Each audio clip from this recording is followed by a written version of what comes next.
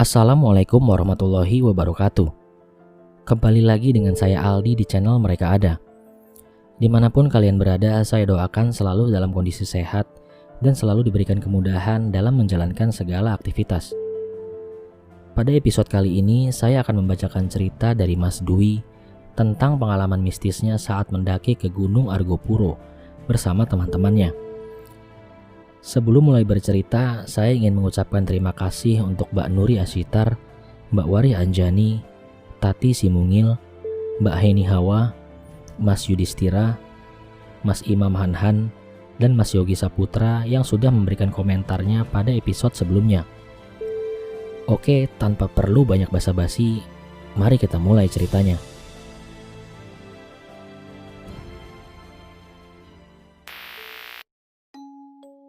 Perkenalkan, namaku Dwi. Agustus 4 tahun yang lalu, aku dan kelima temanku melakukan pendakian ke sebuah gunung yang mempunyai predikat jalur terpanjang sepulau Jawa.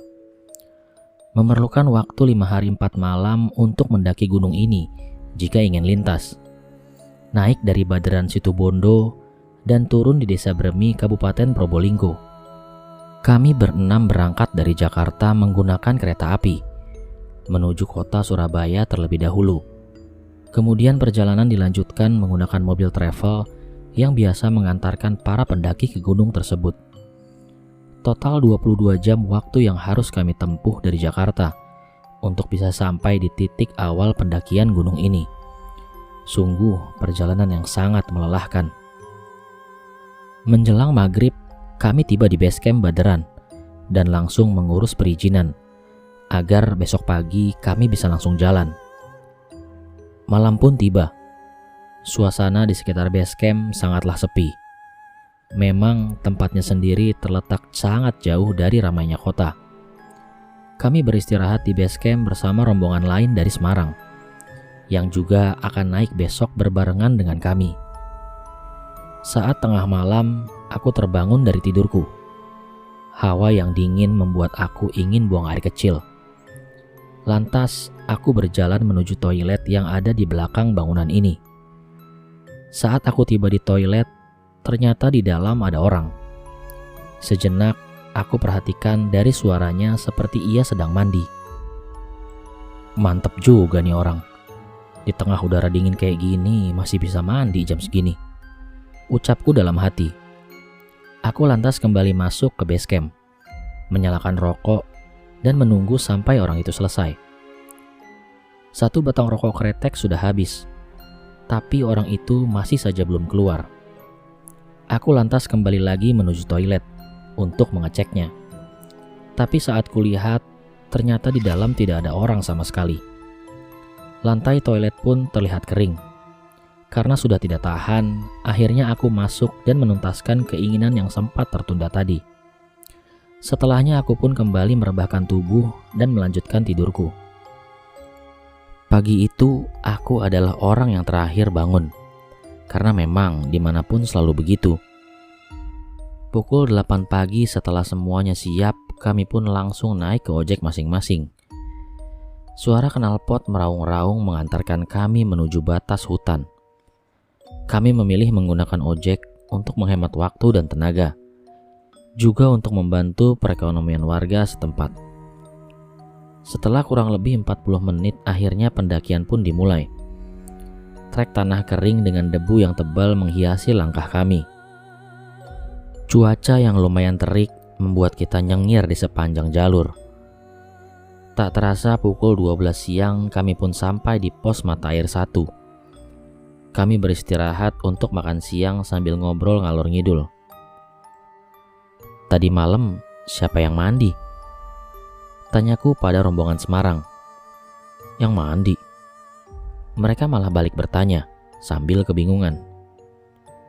Setelah 1 jam beristirahat, akhirnya kami melanjutkan trekking menuju pos mata air 2. Kali ini trek mulai menanjak.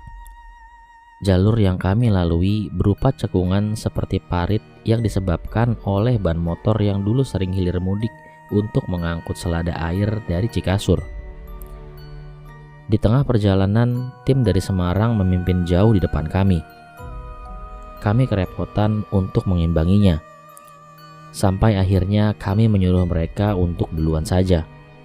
Maklum, kami ini adalah tim pecel lele. Pendaki cepat lelah dan cepat letih. Setelah berjibaku dengan medan yang sangat aduhai, akhirnya sore pukul 5 lebih kami pun sampai di pos mata air 2. Kami langsung membagi tugas. Sebagian memasang tenda dan sebagian mengambil air. Aku mendapat tugas untuk mengambil air berdua bersama Bambang. Jarak dari camp area menuju mata air tidak terlalu jauh. Hanya sekitar 50 meter saja menuruni jalur yang lumayan curam. Sumber air di sini berupa sungai kecil dengan debit air yang kecil pula, karena memang kali ini adalah musim kemarau. Untuk mengisi satu jerigen ukuran 5 liter membutuhkan waktu sekitar 10 menitan. Memang waktu yang lumayan lama. Hari sudah semakin gelap saat aku sedang mengisi jerigen ketiga.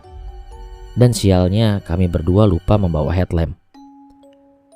Dengan pandangan yang terbatas, akhirnya 4 jerigen siap diangkut kembali menuju tenda. Saat aku sedang mencuci muka, tiba-tiba Bambang bertanya dengan wajah serius dan terlihat tegang. "Wih, lu dengar gak, Wih?" "Dengar apaan?" Aku balik bertanya. "Suara barusan," ucap Bambang lagi. "Kagak dengar apa-apaan gua. Emang suara apaan sih?" Aku mulai sedikit ketakutan. "Kagak, barusan gua kentut," ucap Bambang sambil nyengir. Seketika aku tertawa mendengar ucapan dia. "Anjir, saya lu Bambang."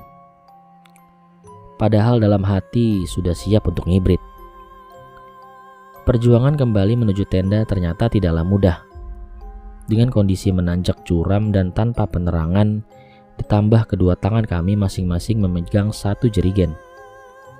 Semakin malam, semakin terasa syahdu. Kami saling bertukar pikiran, berbagi pengalaman dan makanan dengan tim dari Semarang. Tawa dan canda menjadi bumbu yang sangat nikmat, seolah kami semua sudah berteman sejak lama. Inilah yang membuat aku selalu rindu untuk mendaki gunung. Siapapun bisa menjadi kawan, tanpa mempermasalahkan latar belakang, jabatan, dan jam terbang. Kita semuanya sama. Yang membedakan hanyalah amal ibadah saja. Pukul 6 pagi suara khas cemprengnya Nia membuyarkan mimpiku. Wih, bangun ih." "Apaan sih lu? Ganggu orang aja," jawabku dengan ketus. "Gua mau pup nih." Dah, sombong amat lu, mau boker aja pakai diumumin segala." "Iya, tapi di mana?" tanya Nia kayak orang bego. "Ya elah, ribet amat sih lu jadi cewek. Ya lu nyari semak-semak lah. Gali tanah terus jongkok di sono noh. Masa mau boker depan gua?" ucapku sambil menunjuk ke arah semak-semak. "Awas lu ya, jangan ngintip," ucapnya lagi. "Ogah bener gua nontonin lu boker. Emang lu artis?" Setelah segala macamnya beres, pukul 9 teng kami lanjutkan perjalanan menuju pos Cikasur. Trek yang kami lalui sangat bersahabat. Lebih banyak landai dan turunan daripada tanjakan. Pemandangan sepanjang jalur sangat memanjakan mata.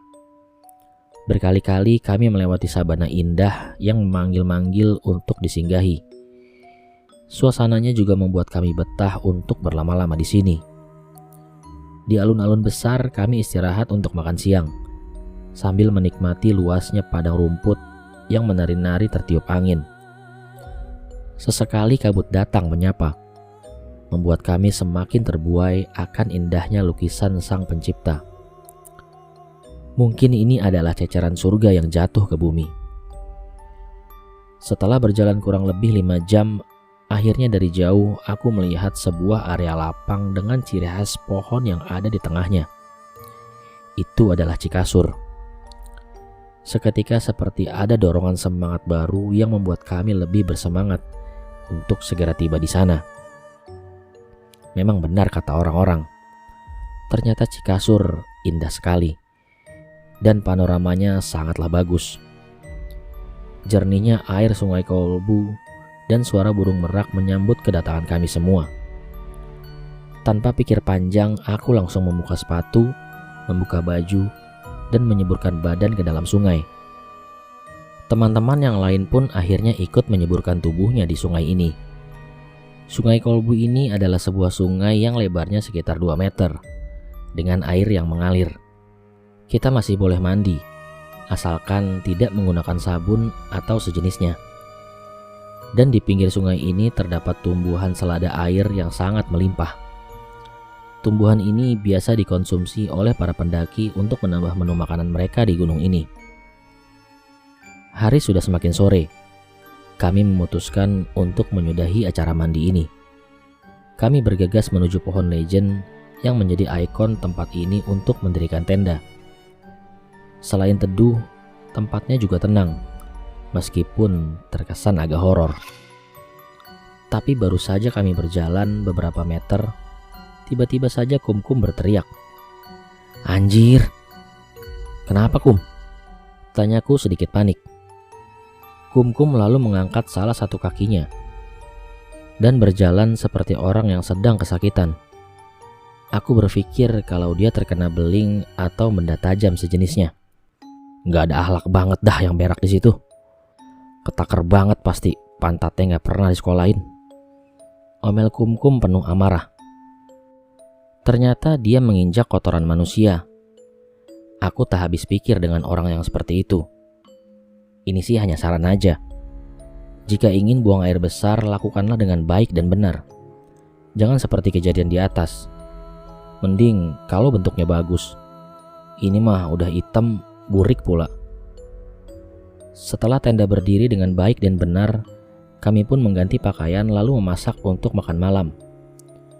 Gantian kini para wanita yang mandi. Karena sedari tadi sebenarnya mereka mau mandi namun malu. Tepat saat hari berubah menjadi gelap, makanan semuanya sudah siap dan kami pun menyantap dengan sangat lahap. Malam semakin larut. Akhirnya satu persatu temanku memutuskan untuk tidur.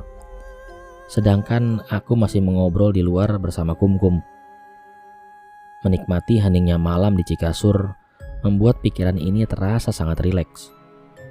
Suasana yang jarang sekali aku dapatkan di keseharianku yang harus terpaksa menikmati penat dan bisingnya kota Jakarta. Saat aku dan Kumkum tengah asik ngobrol, sayup-sayup kami mendengar seperti ada suara tembakan.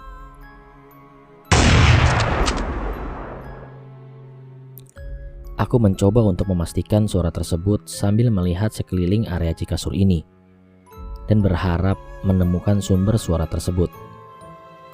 Namun hanya gelap saja yang aku dapatkan. Kami mencoba untuk bersikap biasa saja dan kembali melanjutkan obrolan yang sempat terhenti. Tapi suara tembakan itu kini terdengar lagi. Kali ini diiringi dengan banyaknya suara jeritan yang terdengar sangat memilukan. Aku langsung mengajak Kumkum masuk ke dalam tenda dan memutuskan untuk tidur. Tapi entah kenapa aku susah sekali untuk tertidur. Kulihat Kumkum juga sepertinya sama denganku. Matanya terpejam, namun mulutnya bergerak-gerak seperti sedang membaca doa. "Kum, suara apaan ya Kum tadi?" "Gak tahu, Wi. Menurut lu apaan?" Kumkum balik bertanya. Karena suara itu sudah tidak terdengar lagi, akhirnya kami pun duduk-duduk di dalam tenda, membuka sedikit jendela dan menyalakan rokok agar suasana kembali menjadi santai. Alhamdulillah tidak ada kejadian aneh lagi. Hingga sekitar pukul 1 malam, rasa kantuk mulai datang menyerang. Tapi baru saja kami masuk sleeping bag, tiba-tiba aku mendengar suara seperti benda yang terjatuh. Sumber suara itu berasal tepat di atas kepalaku. Aku dan Kumkum kembali bertatapan dengan perasaan was-was. "Babi hutan kali, Wi," bisik Kumkum mencoba positif. Tapi tak lama setelahnya aku mendengar seperti ada suara langkah kaki yang sedang mondar-mandir di sekitaran tenda.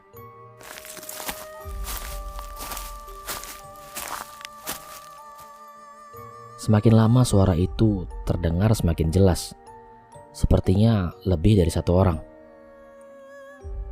Siapa itu?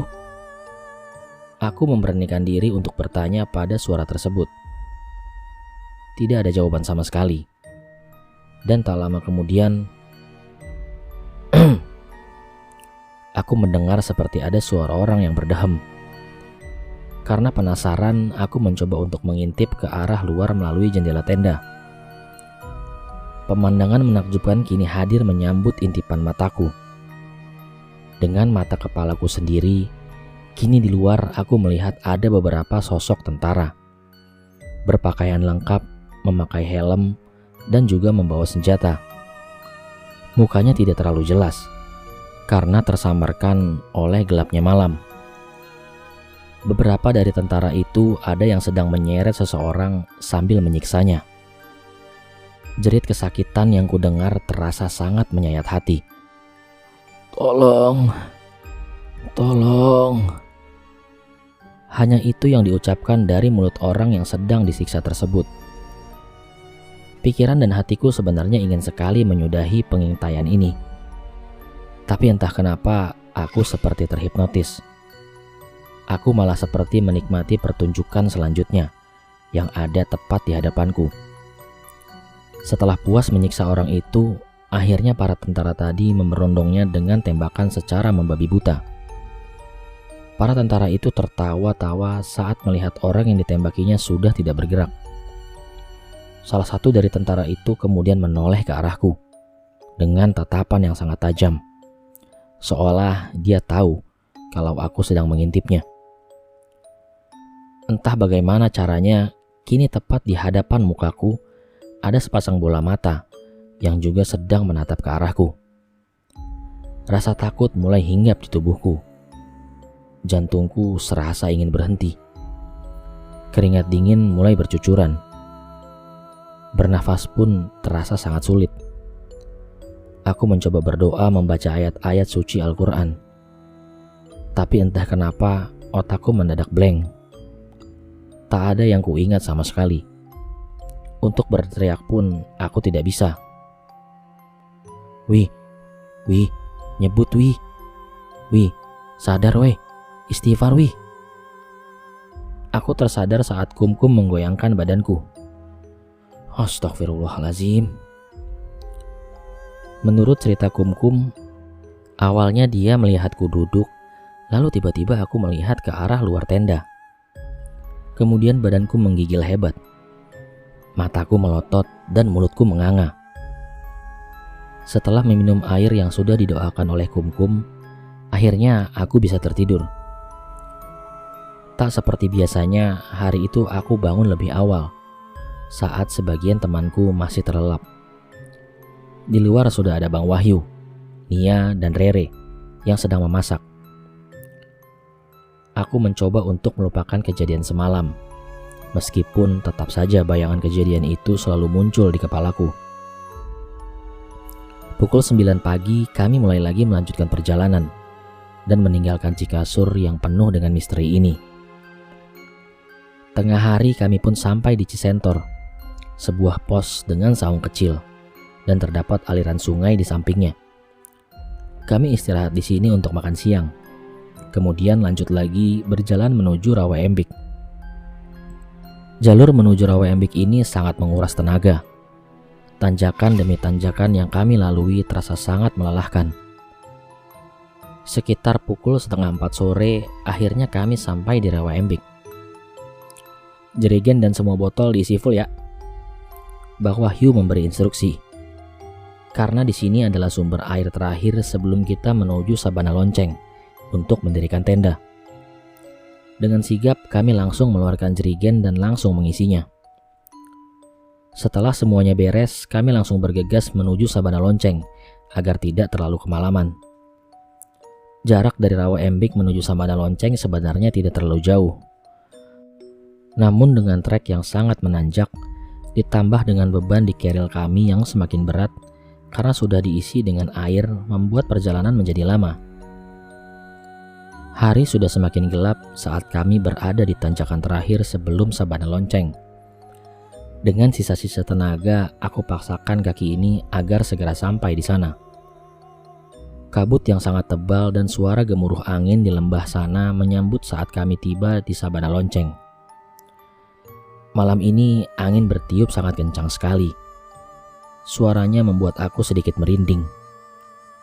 Sekitar pukul 9 malam, perutku tidak bisa diajak kompromi. Semakin kutahan, rasa mules ini semakin menjadi. Ada yang mau buang air kecil atau buang air besar gak? Tanyaku pada teman-teman.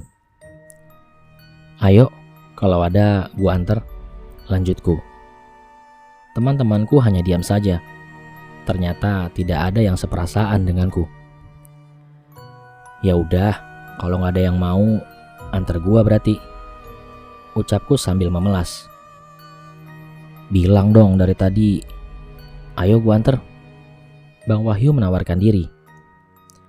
Hawa dingin terasa menusuk ke tulang. Apalagi saat aku membuka celana semakin sangat terasa.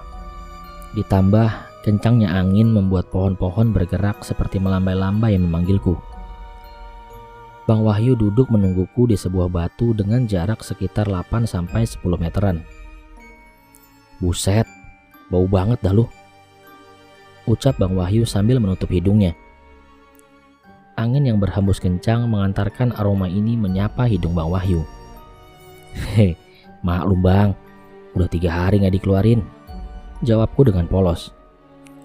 Setelah hajatku beres, aku langsung cebok dan tak lupa mengubur emas itu agar tidak terinjak oleh kumkum seperti saat di Cikasur kemarin.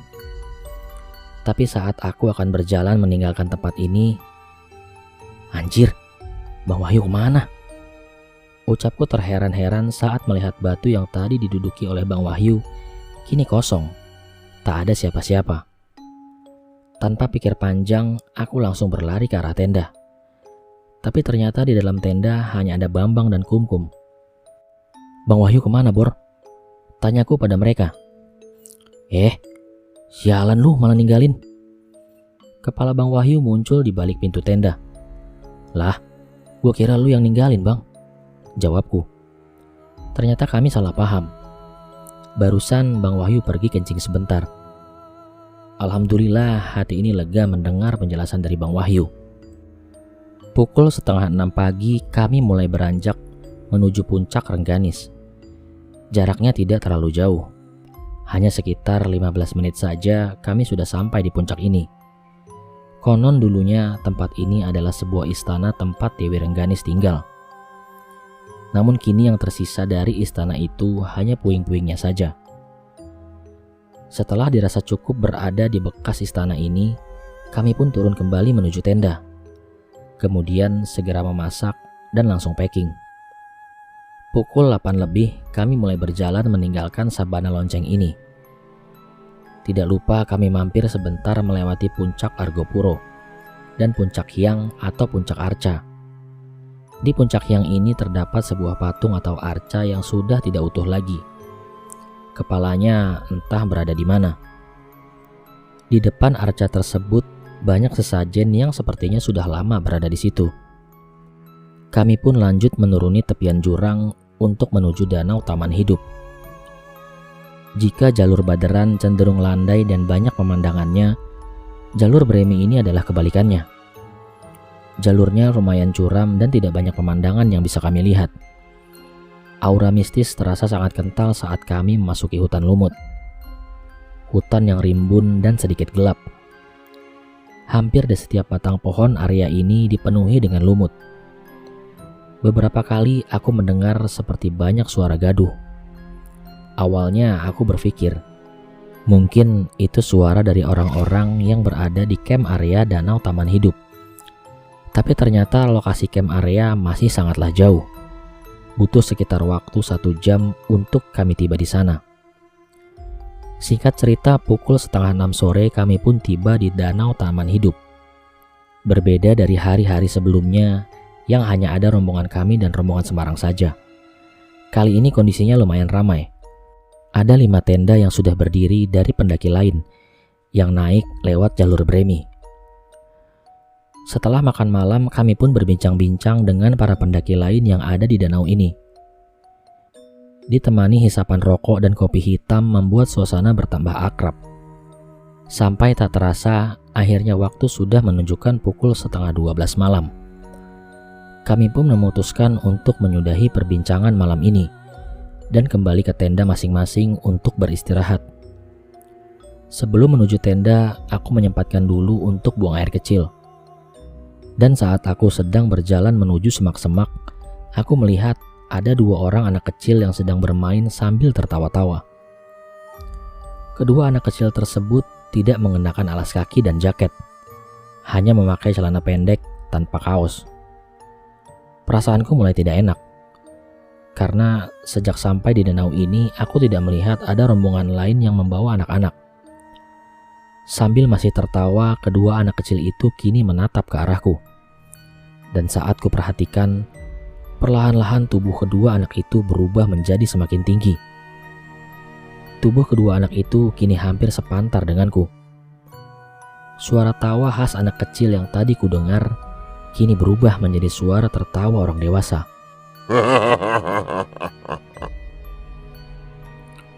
Aku langsung berlari masuk ke dalam tenda.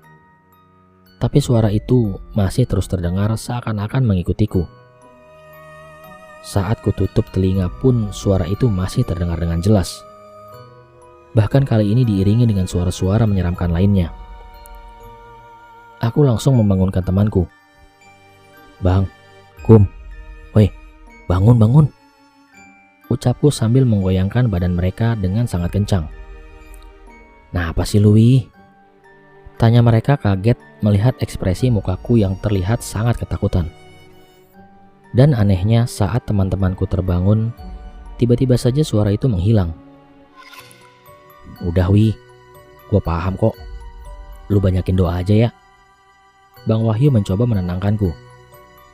Aku terus memikirkan kenapa hanya aku saja yang mendapat kejadian-kejadian menyeramkan ini. Padahal selama pendakian aku tidak berbuat yang aneh-aneh, baik tingkah laku maupun ucapan. Entah sampai jam berapa aku memikirkan hal tersebut, hingga akhirnya aku pun tertidur.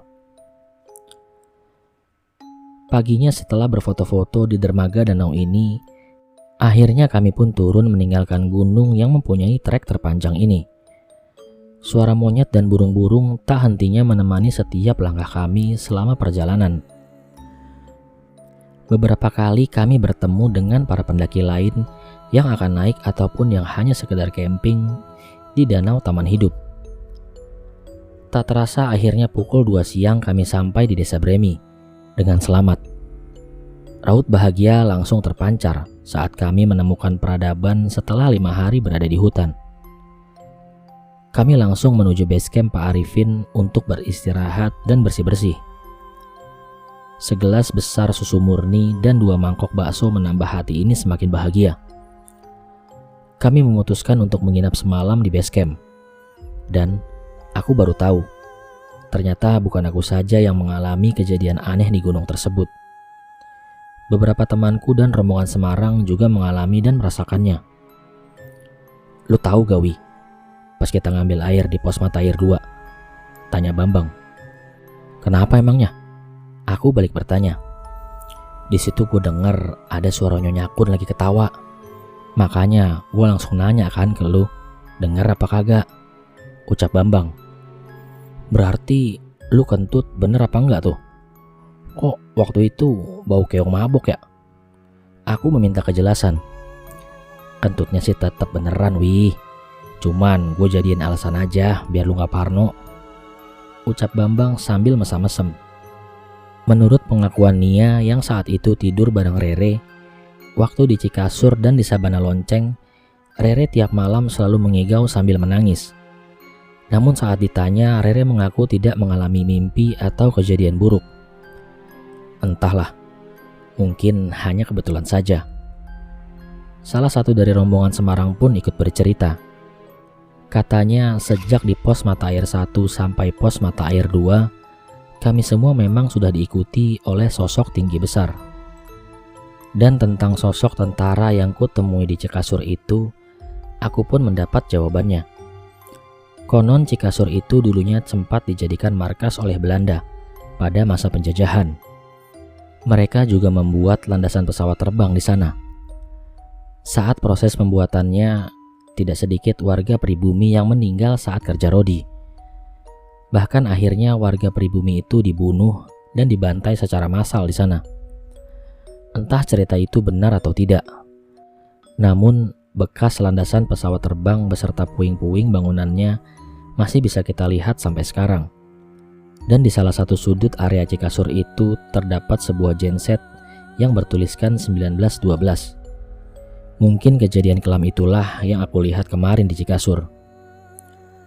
Pada dasarnya semua tempat pasti berpenghuni. Ada yang terlihat, ada yang tidak terlihat. Yang penting sebagai tamu kita harus sopan.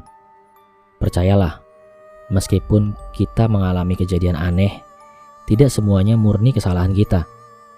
Mungkin saja kita memang sedang beruntung, karena kadangkala mereka pun ingin merasa dianggap. Mungkin dengan cara itulah mereka berkenalan atau bercengkrama dengan kita. Meskipun bagi manusia, hal itu terasa sangat menyeramkan.